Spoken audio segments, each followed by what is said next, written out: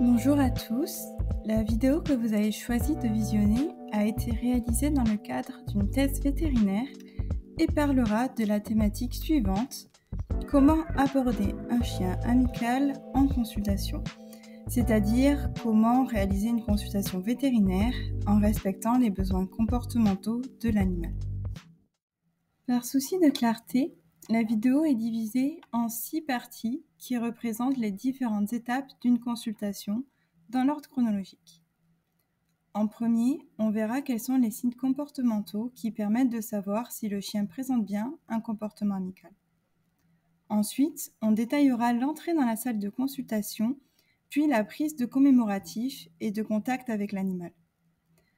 En quatrième partie, on donnera quelques conseils afin de faire monter le chien sur la table, puis on approfondira la réalisation de l'examen clinique. Enfin, on parlera rapidement de comment conclure une consultation. Attention, dans cette vidéo, on ne traitera pas de l'environnement, mais uniquement des différentes actions que le vétérinaire peut mettre en place au cours d'une consultation. Pour plus d'informations sur ce sujet, vous pouvez vous référer au format écrit de notre thèse, qui contient un schéma récapitulatif de l'environnement de consultation idéal. Premièrement, nous allons voir comment reconnaître un chien amical. Un chien amical est un chien qui présente aucun ou très peu de signes de stress, d'anxiété ou de peur. D'après Stanford, cela représente seulement 17% des chiens présentés en consultation.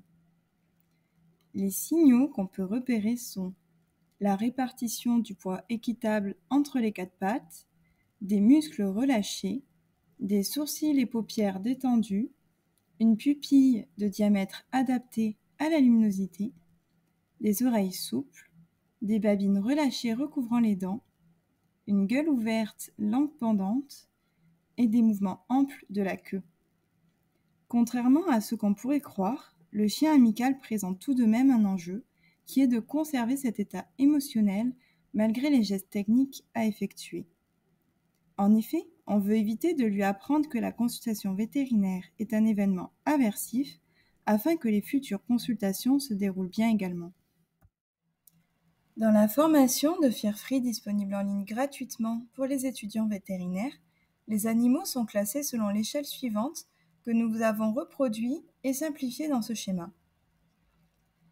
L'idée est de disposer d'une méthode rapide pour évaluer l'état de stress de l'animal à son arrivée en consultation. Dans le cas de l'animal amical, on peut voir qu'on se situe bien au niveau du feu vert. En effet, ce dernier présente maximum 2 signes de stress, semble détendu et accepte les interactions sociales.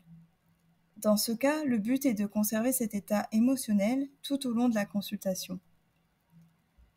A contrario, si un animal montre plus de 4 signes de stress par minute, présente des interactions sociales hésitantes, alors le but sera de rester sous le seuil qui rendrait l'animal intouchable. Finalement, si le chien présente des signes d'agression, a un corps raide ou rend les interactions sociales impossibles, dans ce cas, le but est d'effectuer uniquement les gestes essentiels, puis de reporter la consultation. Les cas difficiles en consultation seront traités lors d'une seconde vidéo. Dans cette partie, nous allons visionner ensemble une première vidéo qui explique comment accueillir et faire entrer le propriétaire et son chien dans la salle de consultation. 2 points clés sont à retenir. Le premier est qu'il faut saluer le propriétaire et le chien à distance en se positionnant de profil. En effet, dans les codes canins, il n'est pas poli de se rencontrer frontalement.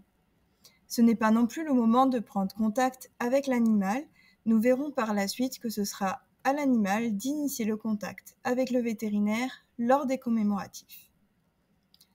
Le deuxième conseil consiste à faire entrer le propriétaire et son chien devant le vétérinaire dans la salle de consultation. Le fait que le propriétaire tourne le dos au vétérinaire renvoie le message à l'animal qu'il ne s'agit pas d'une menace. Visionnons tout cela en pratique.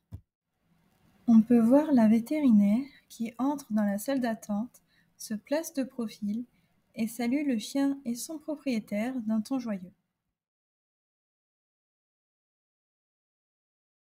Une fois à la porte, elle laisse le propriétaire et le chien passer devant elle.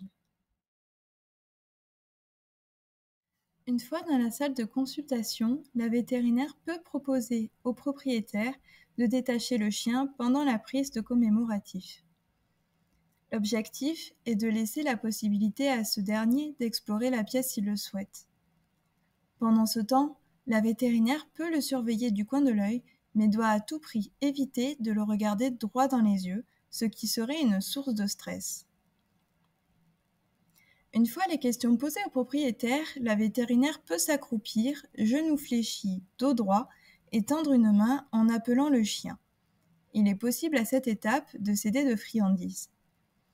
Ce qu'il faut à tout prix éviter, c'est que la vétérinaire soit position debout, buste penché au-dessus du chien qui pourrait se sentir agressé. Nous rappelons que c'est l'animal qui doit venir vers la vétérinaire et pas le contraire. Néanmoins, si la vétérinaire a besoin de s'approcher du chien, elle doit éviter d'avancer en ligne droite sur ce dernier, ce qui serait une forme d'impolitesse, et préférer faire une courbe au besoin. Si le contact entre le chien et la vétérinaire a lieu, elle doit préférer caresser le poitrail à la tête et guetter en simultané les signaux de malaise que pourrait émettre l'animal afin de vérifier qu'il soit consentant. Dans cette première vidéo, la vétérinaire propose à la propriétaire de détacher le chien puis de s'asseoir.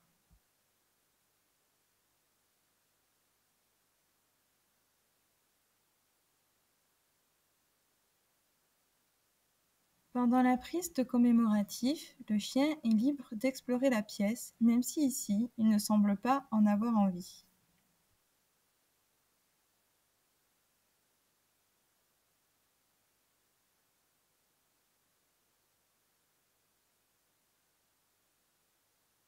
Finalement, la vétérinaire se lève, s'accroupit, genoux fléchis, dos droit, de profil par rapport à l'animal, et lui tend la main tout en l'appelant pour prendre un premier contact avec lui. Dans une deuxième vidéo, nous allons voir quelques signaux de malaise émis par le chien lorsque la vétérinaire tente de le caresser sur la tête, ce qu'il ne faut pas faire. Le chien détourne la tête et le regard, se pourlèche les babines, les oreilles en arrière. À présent, nous allons voir comment faire monter le chien de lui-même sur la table de consultation. Cette séquence est importante car en le rendant actif, on évite de placer l'animal dans un scénario où il subit ce qu'il se passe autour de lui sans pouvoir réagir. De plus, la perte d'appui sur les 4 pattes en simultané lorsque le chien est porté est un événement stressant, d'autant plus pour les grands chiens qui ne sont pas habitués. La méthode que nous proposons est la suivante. Tout d'abord, il faut descendre la table de consultation le plus proche du sol possible. Ensuite, la vétérinaire doit se placer à une extrémité de la table de consultation avec le chien, tandis que la propriétaire se place à l'extrémité opposée afin d'appeler le chien à venir vers elle. Il est possible de céder de friandises.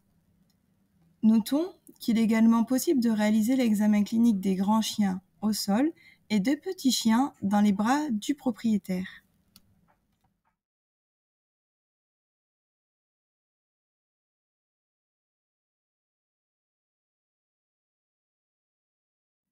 Nous sommes arrivés à l'étape de l'examen clinique.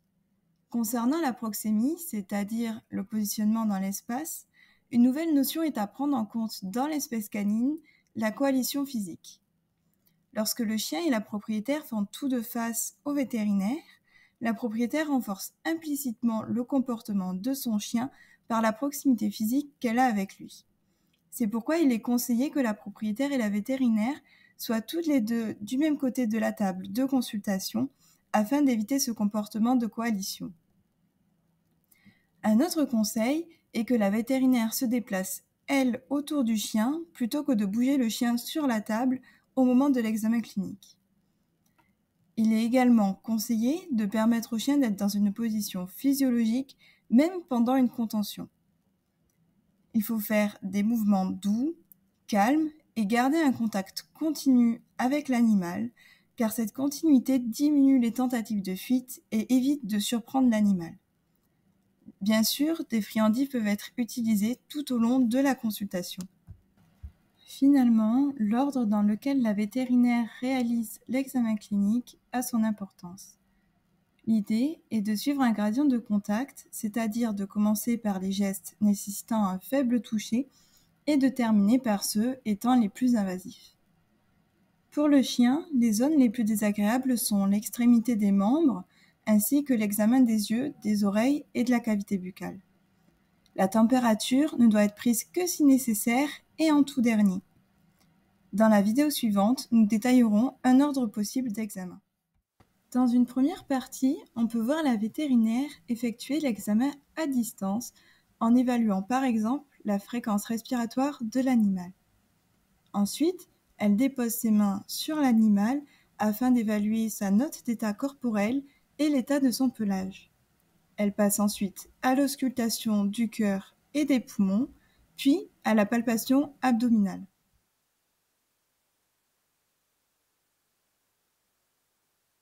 Dans cette vidéo, on peut voir que la propriétaire et la vétérinaire ne sont pas littéralement côte à côte, puisque la propriétaire donne des friandises en continu au chien afin de le garder statique pendant l'examen.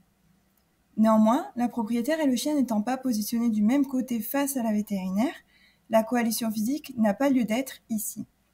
C'est une alternative acceptable.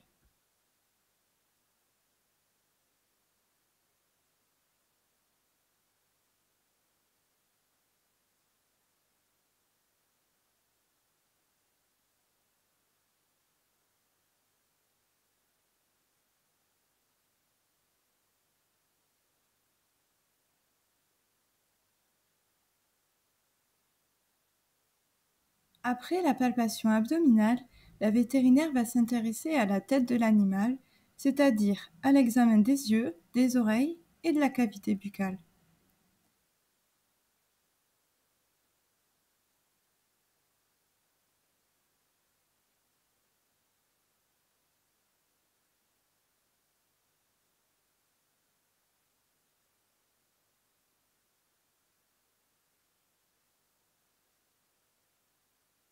La lecture du transpondeur doit avoir lieu à la fin, puisque le bruit émis par l'appareil peut effrayer l'animal. La prise de température ainsi que la vaccination peuvent avoir lieu à la fin de l'examen clinique.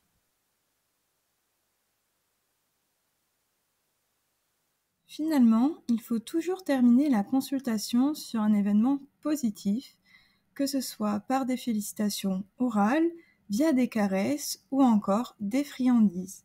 Il est également possible de laisser le chien se dégourdir les pattes dans la salle de consultation. Ici, la vétérinaire a choisi d'utiliser un tapis de léchage. Cet outil aurait également pu être utilisé pendant l'examen clinique. En conclusion, la vétérinaire a dû faire attention à plusieurs points pour réaliser la consultation tout en respectant les besoins comportementaux de l'animal. Ce qu'il faut retenir, c'est que le bien-être du chien amical ne doit pas être négligé en consultation sous prétexte que l'examen clinique est facile à réaliser. En effet, l'objectif est de conserver cet état émotionnel tout au long de la consultation et surtout pour les futures consultations à venir. Il est à présent l'heure de terminer cette vidéo. Nous vous remercions de nous avoir écoutés. N'hésitez pas à poser vos questions en commentaire si vous en avez. Et si vous avez aimé cette vidéo, 3 autres sont également disponibles sur cette chaîne YouTube, notamment une qui aborde les consultations du chien dit peureux, agressif ou agité. Je vous dis donc à très vite et vous souhaite une bonne journée.